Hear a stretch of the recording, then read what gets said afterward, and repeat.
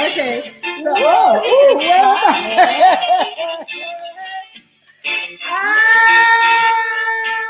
we're feeling spicy. Real talk. Yeah. Relationships. Oh, Is it on relationships? Yeah, we're going to talk about relationships. Oh, the relationship. Oh, Okay. So real talk on relationships. Yeah. Okay. Let's see where you're signing on from. And hey, you know what? Share, like, subscribe, do all that good stuff. Okay, because we're getting ready to get down and talk about So is this live? everything. This is live, baby. We're on live. Okay, so I have to listen.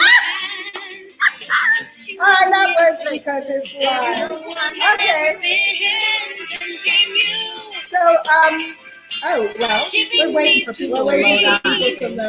Yeah. I'm taking cues from Michelle McKee. AKOSUA, BUSIA. And we are doesn't normally do live because you know she's royalty. I don't do live.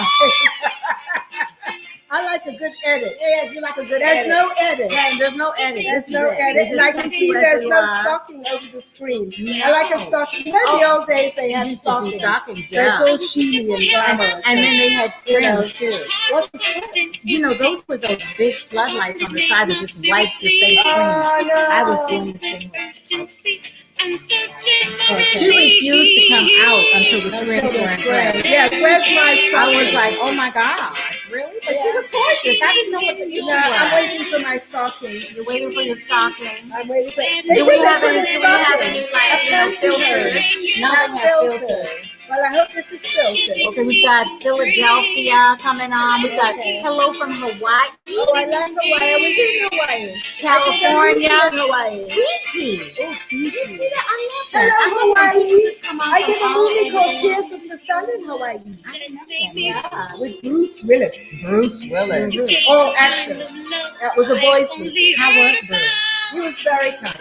Very nice. He seems like he's a nice very, man. very, very nice.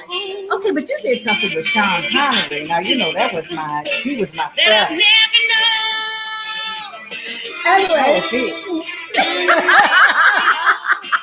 we're talking. It's real talk about relationships. That's what we're gonna talk about. Yeah. Just giving people time to get on, you know. And may I ask you singing? Me, I'm singing. Oh, what is it, you, Michelle? I'm What is singing. it? It's Michelle McKee Hammond. And Then Came You. Then Came You. Yeah. And The woman at the well. Oh, the woman at the well. She had 6 men and she was still thirsty. Oh, Michelle, the way you say. And Well. it's the woman on the well because we are as believers, we're Christian. Yeah. And I'm here for Speak the Word Audio. Yeah. Yeah. AKOSUA started a new company called Speak the Word Audio. Yeah. All of you who love your audiobook. For those who want to listen and not read. Okay. So And that's the end of the that's song. the end of the song. So, Okay, so now Tags, Now if you what want to do happens? full screen, you can. I don't know how to do now, that. okay, now She's real technical good with people. that. So Very the technical people come on. I'm not technical. and they do a whole bunch of stuff. as you so probably know, because I don't even know. I don't even know. Yeah. I want an edit. You want to, Edit. Is No, that- there's no no. editing when it's live. there we Okay. go, full screen. Full screen. That way I can just Wow. lean forward and see Wow. who's saying what. Oh, okay. So- I see. Are people talking already? Yeah. Oh yeah, they're all waving. Yeah. We And so we are have to- real talk Mm. about relationships. Yes, with yes. Michelle yes. McKinney Hammond, and Yes. I'm AKOSUA BUSIA, and I'm here on behalf of Speak the Word Audio, which is an audiobook company, Christian books, but don't let it fool you because we're here with Michelle McKinney Hammond, who many of you know have written 40 books? 42. 42 books on relationships. Mhm. 42 books, 42 excellent books. And we're very excited because Speak the Word Audio is carrying Michelle McKinney Hammond's novels. Ooh, and they don't even know. Half of them don't even know I wrote some spicy novels. Spicy novels. Mhm. And so we're here. And the novels, as you may guess, Mhm. are about relationship. Of course, Mhm. always. And she says it's fiction, but if you recognize yourself in there, You will. don't be surprised. You will see yourself in It's there. just so nobody can sue her. Mhm. So she's called it fiction. Yeah, but she's written fiction. about the world that she was in, which is the world of advertising, the world of Hollywood, and the world of Chicago, the glamorous Chicago side. So please, if you think you're in it, you are, but don't sue because your name's changed. Right, exactly. It's so funny because so many people have written and said, okay, who was this person? Who was that person? Yeah. And, you know, AKOSUA, when I wrote both of them, I have to say that I really wanted to write something with an urban feel. I wanted something real. I wanted something gritty, because even though we're Christians, we go through stuff. You know, we have baggage, we have relationship issues, we have struggles and temptations. And I find that, you know, I don't know, for me, a lot of Christian novels were kind of mamby-pamby, and they don't really deal with the issue. So I went in, I'm just here to tell y'all that I really went in. I went into the issues on singlehood, you know, husbands leaving wives and wives deciding to get their man back, and you know, all and the kinds of challenges stuff. and all of it is there. And I must say I agree with you, because it's the same thing sometimes with Christian movies, where, you know, I used to when I would take my daughter, you go, okay, if I'm really honest, you know, do you want to go to the movie on the left or the right, which is the movie of the world? And because it's also simplified, and if it was as simple as the simplification, which is why I loved your book. If it was so simple, we wouldn't make a mistake. Most people in earnest want to, you know, do what's good, do what's right. And if it was so simple, then we'd all simply do that, and it wouldn't have this. But anyway, I want to reel backwards. Okay. And I want to find out why it's the last 10%. Because that's the novel. You know, I was going to wait, but, you know, we bounced in, and we're talking about a novel and relationship. So the last 10%, why do you call it that? I called it the last 10% because I think that most women in the world today are aware that there is a man shortage. And so I'm dealing with the fact that that scientific number, does it affect our hope and our faith about if there's someone for us? And one of the characters, Tracy, wakes up to someone on the radio saying, you know, that the last 10% of good men could be found in Idaho and and Alaska. Now, is it true? Someplace like that, you know. Is it true in every country? Is it 10%? Is it like 10%? I don't know. It's probably people, you hear those kind of numbers. Yeah. And statistics are now saying that women are, in the rest of the world anyway, because, you know, in Africa, folk be getting married. They be getting hooked up. Okay. I mean, you're kind of like not serious if you're not married here. We're in trouble, huh? But anyway, the rest of the world is statistically, women are waiting longer to get married now. They're choosing career, they're choosing self-interest before they do the permanent hookup. So that's kind of interesting that women are deciding that. And yet at the same time, we know the longer you wait, the harder it is to couple up, because most people couple up in college, where there's a system for people matriculating and meeting one another. And once you leave college, you don't have that infrastructure anymore for meeting. So people end up going to work, to church, and home, unless they're really good at creating other areas of interest and hobbies for themselves, you know, to get out and circulate among the masses to meet someone. So it's interesting. It is interesting. And, you know, I'm just going to throw this there. If it's the last 10%, then perhaps the polygamous situation is a better solution. Okay. I know people are going to write. I don't know. All right. I'm not into sharing. I've never been a sharer. I don't want to share my food. I don't want to share my men. Okay. I just don't want to share. Such a shortage of men. But we know, biblically speaking, that that's unacceptable as well. There we go. You were being devil's advocate. I just want her to say that. Well, you know, Essence did an article about that, about man sharing, and it was, you know, it was a very difficult topic. I mean, there are some cultures that allow that, and for some reason, people always tend to think that the women in the situation are fine with that. But you find that when you dig beneath the surface, they're not. I mean, it's in our DNA to be loved and loved by one person, you know, and not to share. Yeah, I think that's very true.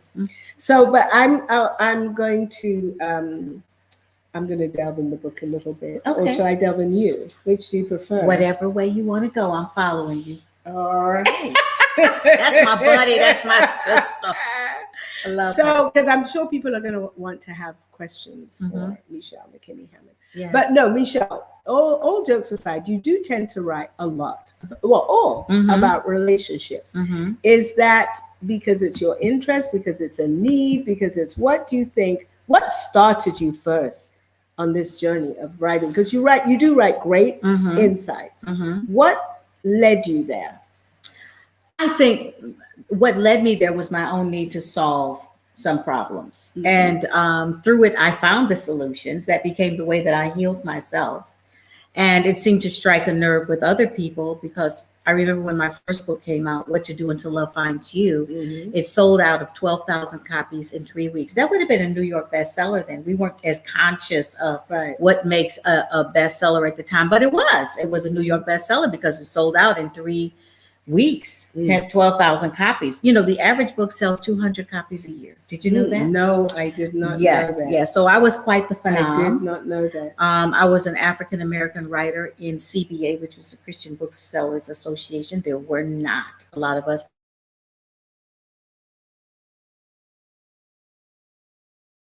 So I was kind of a phenomena, and one thing led to the other, but the whole discussion of singlehood was where I started, because that was where my struggle was. And so as I began to get enlightenment on ways to become sassy, single, and satisfied, which was the name of another book that I wrote, I started sharing that, and I must have hit a chord because every book that came out was just gobbled up. It was like, so I ended up writing like 2 to 3 books a year just to keep up with the pressure of answering all these questions that people had. Yeah. Well, so your first book, how do you think it spread? It's just a hunger. Like I think it was like, because when I came to the Lord, there was not a lot of material for singles. I don't know why the church decided that everybody was married that knew Jesus. Jesus was single. Paul was single. I mean, some really significant people in the Bible were single and not trying to get married, you know. But no one seemed to know what to do with singles. So I think there were 2 books. I remember them distinctly, the books. One was called A Wide My World, Narrow My Bed. That didn't sound like fun. And then there was The Passion and the Purity by Elizabeth Elliot or something. And that depressed me, because I was like, well, shoot, if I got to go to the Amazon to meet a man and then the Indians kill him, Lord help me. I mean, they were in love and it was a beautiful love story and everything, but it's not really the life I wanted to live. I wanted a man, needed a man, wanted a man. Did I say I wanted a man? I needed a man. Okay. So, for me, it was really a struggle. I was coming out of an active lifestyle, sexually, physically. I was all over the place, partying and having myself a good time, and always had a man. And all of a sudden I come to the Lord and my lifestyle has to change. And I'm like, what do I do with myself now? So that was where I landed. And because I was kind of a ringleader at the time, and I was getting all my friends say, we just all got together and we'd have these clutches and just complain about being single in Jesus all the time. Well, I think, you and then I moved to LA, and I think that's when I met you. Yes. You were always perky and happy. I don't know what your issue was, but anyway. So, but no, I think you hit on something though, that what makes your writing so real is because in the Christian world, a lot of times people will even speak that they ever had sex, or That's that true. they've ever had, or that they've ever had a problem. And yet you can have churches full of people who are single mothers, never married and all that, but it's never talked about. It's never talked about. There's an isolation and there's a disconnect. And so, I mean, just when you said that, because I remember, and I know you came out of it, but you have to admit you were in it. Yes, I was totally in it. To even say you came out of it. Right. And I think that was a big attraction, I know at the time, to your books, is that here's finally someone who keeps it real, who's saying you can come out of it, and you can have a blessed life. There's more to life than having sex, but there is a need and there's a desire, and you understand why. And I think you can be happy and single. You can be happy and single. And I think that was the big attraction, was like, you don't have to be either this and deny all of your human desire. Exactly. And you don't have to be full of sin. You actually can be someone who's denying their desire for a higher cause, but not denying that they have desire. Yes. And I think that's it's like, what's you know, attractive if I was about your going to a book. high school reunion and I wanted to get in a size 8 dress and I was a size 12, I would not complain about the diet I put myself in to get on that dress, because I've got a goal in mind and I know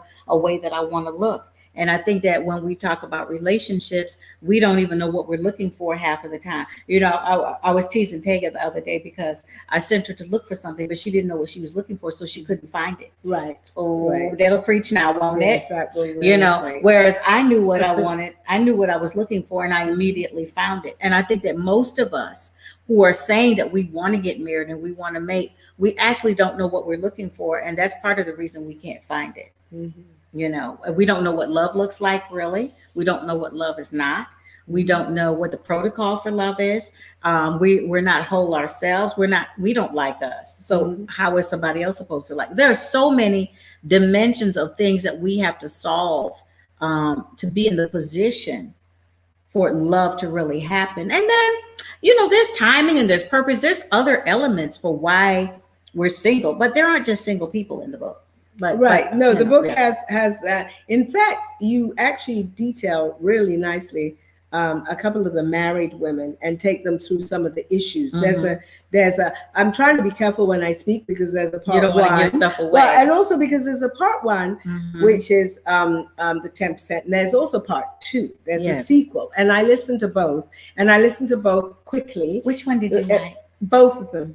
You did? Both of them. And it was interesting. I really enjoyed them. And my sister's annoyed with you. My sister actually got me into audiobooks. Abby, if you're there. Why is Abby annoyed with me? She's annoyed with you because she listened to the audio. She listens to audiobooks like she showers with them, she baths with them, then she turns them off and gets about her business. Then she maybe at lunch she'll listen to it. It's like a teddy bear. She has it there all the time, and then she does what she does.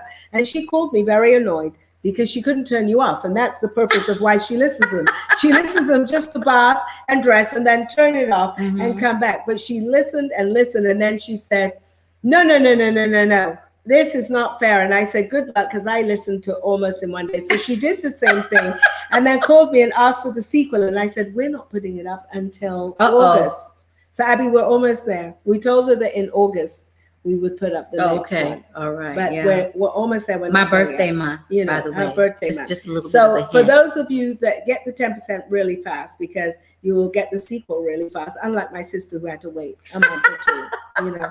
But no, what I love most about it, in both the married and the single women, is how truthful it is and how you can find. Honestly, I defy someone to read the last, and you know, I've read books that I don't find myself, and I still enjoy them. I still do enjoy them. But I defy any woman to read the last 10% and not find her a semblance of herself in one of the women, because they're so diverse. Something one of the women is going through will speak to you as something that you found. And there's some advice in it too, in a way. Yes, Very you can clever learn advice. from their lives. You You can can learn. definitely learn. And what I also love, because I have a pet peeve, I love Christian movies in terms of the concept of them. I wish we could just watch and inspire. And the problem I have often with Christian movies is that everything's so black and white. Everything. So, you know who's going to win, you know who's good, evil, this. And as I said, life isn't like that. No, and it's that's not. what I liked about your book. Now, I must say, when I started reading it, I was like, is this, you know? I was waiting for all the salvation and the thing, but it comes in, but it weaves so cleverly into it that you don't pick up and go, this is a Christian book. You're just weaving and you're being woven. You go, and then so it comes to you, the solutions and the things come to you nicely. So you end up talking to the book, girl, you need to do so and so. Yeah. Do you have a favorite character in the book? Oh. Or who's you, Michelle? People always ask me that. Which one do you think I was? I think my favorite character was Felicia, probably. You know, Felicia, I was not Felicia, but I loved Felicia because she kind of had this bit of innocence and hope to her, even though she definitely was damaged. I mean, she had some issues, but watching her evolution and what happened in her life as the story unfolded was just so amazing. And to me, just spoke so powerfully of the possibility of redemption for all of us, you know. So she was probably my favorite. What I think is interesting too was there are some lovely men in that book. Oh yes. And often when you have a book about, female issues, female challenges, female whatever, the men are not nice. And they're used as the bouncing board for the pain or the tragedy or the whatever. But in this book, there are some nice men there. In fact, there's some men where you even want to talk to the women and say, get it right. Don't let that brother go. That's a good brother. And there's some nice men who are best friend men who you can understand why. But there's some really nice men there. Yeah, there are. Yeah, I mean, there's some really bad men too, but I really wanted to balance that because I feel like we are too angry a lot. And that we really need to give brothers a break. I mean, we really, really do. I think the bottom line is that we all, men and women, want the same thing. We all want to be loved. We're all trying to find it. We're all navigating based on experiences, our nurture. Our nurture becomes our nature. And so some of it is learned behavior. Some of it is not learned behavior. Some of it is experimentation. Some of it is a reaction to brokenness. And you kind of have to navigate and figure out what it is. And I'm not encouraging anyone to attach themselves to potential. I think potential is good in your 20s. After that, it's not good anymore. Now explain what you mean by that, because I understand what you mean because I've read your books and this book. But when you say don't attach yourself to potential, I mean, because potential is only potential. It might never really materialize into the potential that you think it is, So don't go there. The other thing is a lot of times we take on problems and projects, and what we need to be looking for is a partner. So. And we get to see all of those elements in the story. And we get to hear the mind of a man, why men do what they do as well, which was important for me to inject because women need to know that they are women and they do not think like men. Men usually think the opposite of whatever it is we think. So it's really important to learn the mind of a man, to understand them, be able to relate to them, and give them grace in some instances. Men are wonderful. I love men. Yes, I do. Now, the other thing for me that came out in the book, because you're a relationship counselor, right? Michelle is a relationship counselor. I believe people can call you up and get counsel. I do coaching. She does coaching, and I think that was there in the book in terms of you set up a situation that needs counsel. And then you counsel. I did. You counsel it. Did you take some of them from your real life issues that other people's, or were they all your own real life issues? You know what? Actually, none of them was anything. Right. It was really interesting for me, of course, to write these books because most of my other books are self-help for, people who are dealing with relational issues or, coming back from heartache or whatever. And so writing a novel, writing fiction is very different from self-help. And there's a very strange phenomenon that happens with novels and fiction. The characters come alive and they write their own stories. So you end up, you think that you're going one way because you set them up and you think their characters. And as you write, the stories just starts veering to the left and you're like, whoa, where is this going? So I had a friend who would actually make me read a chapter to her every day because she was holding me accountable to writing a chapter every day. So I would read the chapter to her at night, and it got to a certain point in the story. She was like, whoa, did you expect that to happen? I was like, no, girl, I didn't know they were going to go there, So it was really an interesting experience. So I can't say that anybody or any situation was one that I was actually familiar with. They literally were how the story unfolded. How they came to you. Do we have any questions up here? I want to make sure if people are. Let me put on my reading glasses. If you got questions, we would answer the questions. I know Oh, I'm even looking in the wrong place. Oh, here we go. Michelle can see these questions. They're talking about we need to make this a TV show. Oh, a TV. There's- Okay. We need to make okay. those books into TV shows. Okay. Oh, we need to start Okay. making movies. Yeah, you need to start making movies. That's right. Okay. I agree with that, Sanchez, to be perfectly honest. Hello from UK too. UK. Oh, Idaho, here I come. Oh. Well, that's because you said the men were there. Yeah, the men are in Idaho. Yeah, he said the men were in Idaho and Alaska. If you like cold weather, there are lots of men in Alaska. Woo! Idaho, Montana, those kind of places. Yeah, you got to be willing to live on the farm if you go there. Yeah. So anybody have any questions, you can ask us some questions and we will be happy to answer. So the books are very juicy, and I read the books. We should let them know I did read the audio books. Oh, that's very important. Yeah. Michelle, and not all authors are good at that. Michelle is amazing. I'm not just saying that. The audiobooks are read by Michelle herself, and they are amazing because she plays characters. I really, and you may say so yourself because it's on Speak the Word audio, but you hear drinks tinkling, you hear people in the background. So for whoever said we should have this as a movie, which it should be, but you can hear it as a movie when you hear the book. The audio is beautiful, and she reads it herself, so she knows who she's reading. She knows the characters, and you feel the characters come alive. She does the voices, she does everything. So fabulous. And can we talk about the sequel? Yeah, sure. Okay, tell us about the sequel. The sequel goes a little dark, huh? It starts off a little dark. It's got some grit to it. It's got some teeth to it, and I think that it digs deeper into where a lot of people find themselves when they become disgruntled with God and say, "Okay, time's up, God. I've been waiting, and you haven't showed up. I think I need to take this matter into my own hands and do this." And it just kind of unfolds the drama and the trauma that we put ourselves through needlessly when we don't want to wait on God because we're driven by the void inside of us. Right. A lot of trouble happens in the sequel with people trying to lead their own lives. The title is called Playing God. And why is it called Playing God?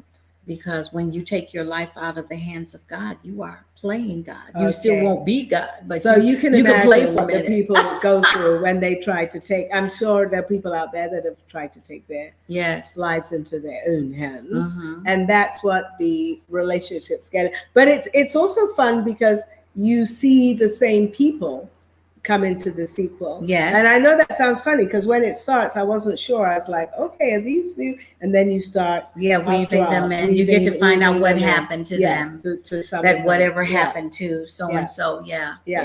So it's big fun. And the sequel will be available in less than a week, actually. Yes, it's coming in August. In August, the sequel will be there. Playing God will be there. But honestly, the books both of them stand alone very well. But if I were you, want to read the other, I would read. You should read both. You should read the first 10%. Last 10. I was going to say the first 10%. The last 10%. But it's the last 10%. We down to the last dregs, honey. This is where we are. This is where we live now. There's a man shortage. Oh, wait a minute. How do you define which man is a project? I think that's a good question. How hard are you working at the relationship? How hard are you working to help him figure out his life? That is a project. Okay. So something that you take and you're having to assemble, disassemble, put together. You know how they have Build-A-Bear, we got Build-A-Man. Doing all that. So that's what a project is. Okay. So I think, do you know that this project is like, and also I think a lot of times when women are working on a project, they don't like other people to comment. When you find that a lot of people are saying something, like your sister, your mother, people who love you are saying things. Why? You don't want to, they say, what are you? Yeah, what are you doing? What are you thinking? I'm not thinking, I'm in it. That's always a clue that the person you're bringing is a project. Exactly. Because you're seeing into the future. Yep. And if you're, as one of my students in my Love You Masterclass said, I gave my best when they weren't giving their all. And when you're dealing with a project, you'll find that you're giving everything and they're giving nothing. They are draining and sucking the life out of you. And it's a project that cannot be sustained. Oh, what's this? Yes, shows. Oh, they're still talking about shows. They want TV shows. They want TV shows. Shalom from Israel. Hello, Oh, Israel. hi, Israel. And the sequel, yes, that's the Playing God is the sequel. Last 10% is the book. Do we have some more questions? We have some questions. Is there an audio version? That means I have not Done clearly your job well. articulated. Yes, We're actually here because what we're celebrating is this audio. is on audio, and Michelle McKinney Hammond is the author as well as the narrator, which is fabulous. And she's an actress. Some of you may or may not know that. She's been doing more acting lately than writing. Yeah. And so she brings those characters to life in the book, in the audio version of the book, which you can get on Speak the Word Audio.